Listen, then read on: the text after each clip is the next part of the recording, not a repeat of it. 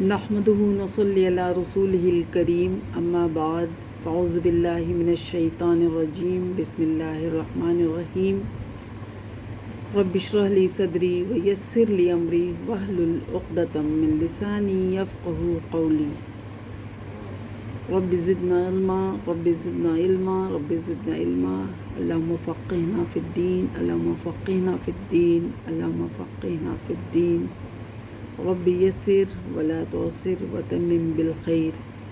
رائے حق کے عزیز ساتھیو، السلام علیکم ورحمۃ اللہ وبرکاتہ۔ الحمدللہ ہمارا دینی تعلیم کا سفر جاری و ساری ہے۔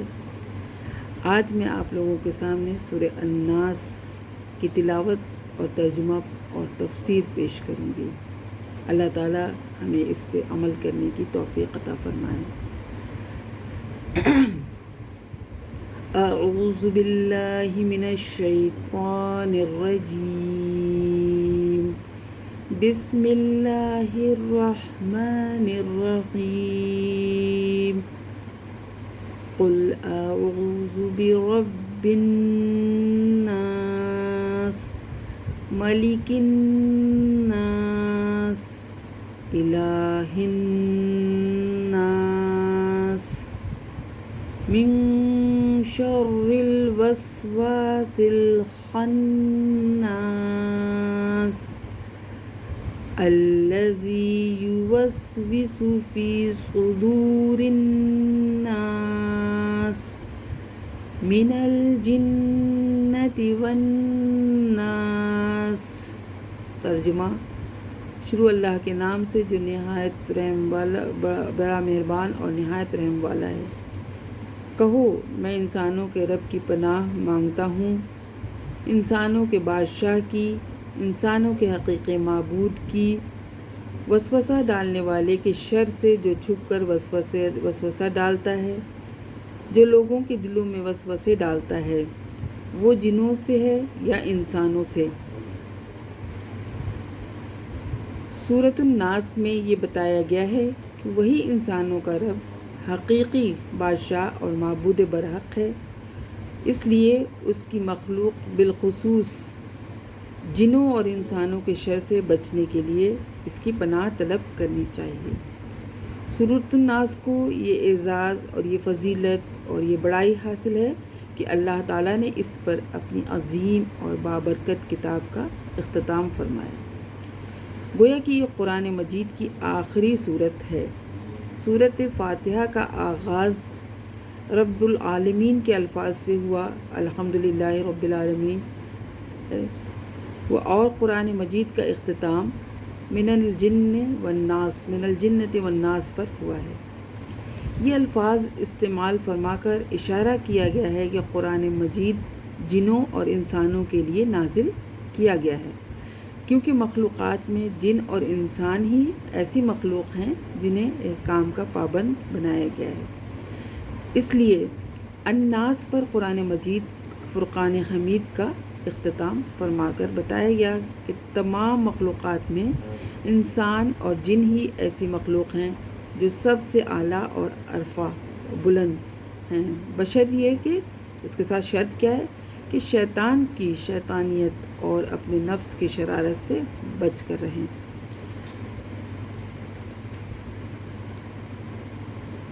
سورۃ الناس میں اس سے پناہ مانگنے کا حکم ہے جو ہر وقت انسان کے ساتھ رہتا ہے اور انسان کا سب سے بڑا دشمن ہے۔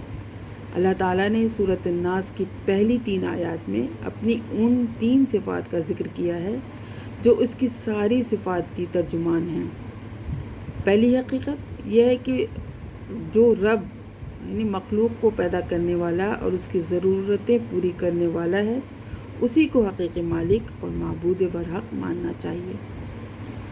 یہاں رب کی صفت کے ساتھ الناس کا لفظ لایا گیا ہے، جس میں انسانوں کو یہ احساس دلانا مقصود ہے کہ اے لوگو، جو تمہارا حقیقی پالنہار، تمہارا حقیقی پالنے والا، تمہیں پیدا کرنے والا اور ہمیشہ کا مالک ہے، وہی تمہارا الہ ہے۔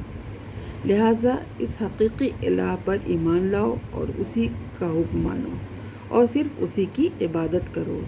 یہی انبیاء کرام اور قرآن مجید کی مرکزی دعوت ہے اور اسی کے لیے ہی تمہیں پیدا کیا گیا ہے۔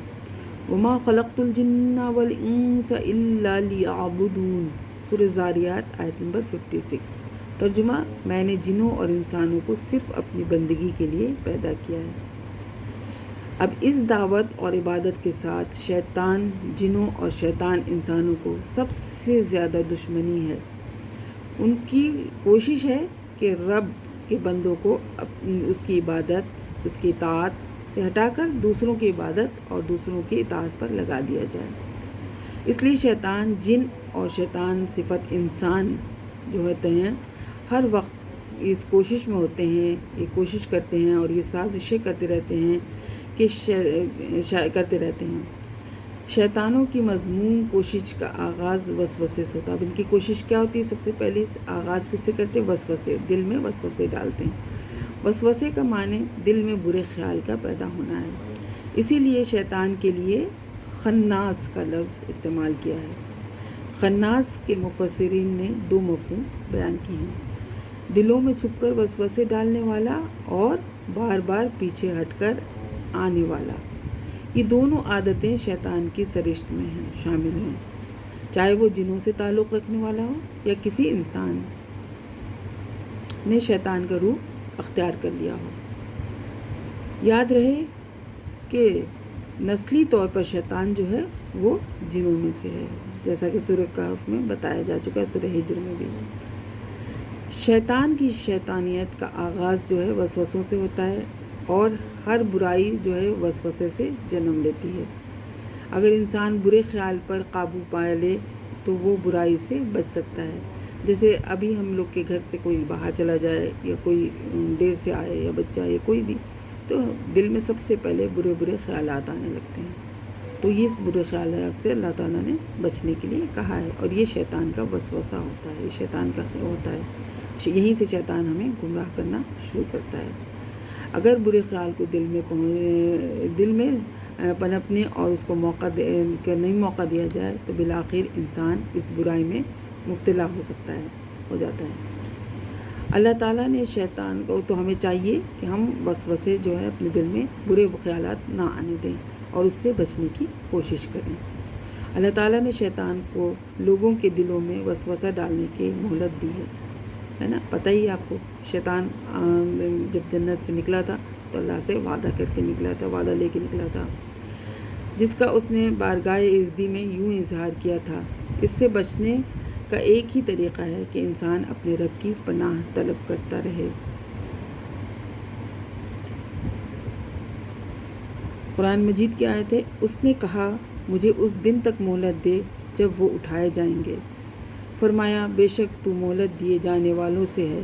اس نے کہا جس وجہ سے تو نے مجھے گمراہ کیا میں ضرور ان کے لیے تیرے سیدھے راستے پر بیٹھوں گا، پھر میں ہر صورت ان کے آگے سے اور ان کے پیچھے سے اور ان کے دائیں طرف سے اور ان کے بائیں طرف سے آؤں گا، تو ان میں سے اکثر کو شکر کرنے والے نہیں پائے گا، تو ان میں سے اکثر کو شکر کرنے والا نہیں پائے گا۔ فرمایا، اللہ تعالیٰ نے فرمایا کہ اس سے نکل جا ذلیل ہو کر، دھتکارا ہوا، بے شک ان میں سے جو تیرے پیچھے چلے گا میں تم سب سے ضرور جہنم کو بھروں گا۔ یہ اللہ تعالیٰ کا وعدہ ہے۔ حدیث میں ہے کہ حضرت علی ابن حسین رضی اللہ عنہ بیان کرتے ہیں، نبی اکرم صلی اللہ علیہ وسلم نے فرمایا یقیناً شیطان انسان کے جسم میں خون کی طرح گردش کرتا ہے۔ ایک اور حدیث ہے، حضرت ابو سعید خدری رضی اللہ عنہ بیان کرتے ہیں جب رات کو رسول اکرم صلی اللہ علیہ وسلم قیام کرتے تو اللہ اکبر کہتے، پھر یہ دعا پڑھتے، اے اللہ تو پاک ہے، میں تیری تعریف بیان کرتا ہوں، نام تیرا بابرکت ہے اور تیری شان بلند و بالا ہے، تیرے سوا کوئی معبود نہیں۔ پھر 3 بار لا الہ الا اللہ کہتے، پھر 3 بار اللہ اکبر کہتے، اس کے بعد یہ پڑھ لیتے اللہ کے نام کے ساتھ جو سننے والا اور جاننے والا ہے، میں شیطان مردود کے وسوسے، تکبر، غرور اور اس کی چھیڑ چھاڑ سے پناہ طلب کرتا ہوں۔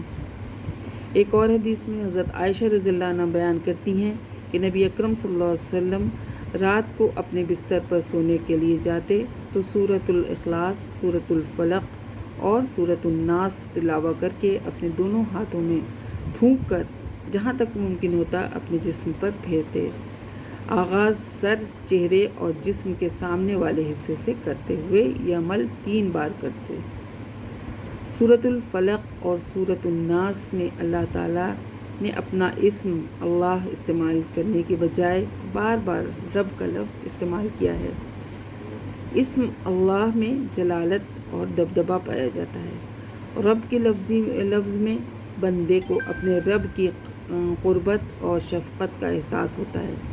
اس قربت اور شفقت کا تقاضا ہے کہ انسان اپنے رب سے یوں دعا کرے کہ اے میرے رب، تو داتا ہے اور میں فقیر ہوں، تو طاقتور ہے اور میں ضعیف ہوں، تو پناہ دینے والا ہے اور میں پناہ کا طالب ہوں۔ اس لیے میری عاجزانہ التجا ہے کہ مجھے ہمیشہ اپنی پناہ میں رکھتے ہوئے اپنی مخلوق بالخصوص شیطان، جنوں اور انسانوں کے شر سے محفوظ فرمائے رکھنا۔ آمین یا رب العالمین۔ وما علینا الا البلاغ وآخر دعوانا الحمد للہ رب العالمین۔ السلام علیکم ورحمۃ اللہ وبرکاتہ۔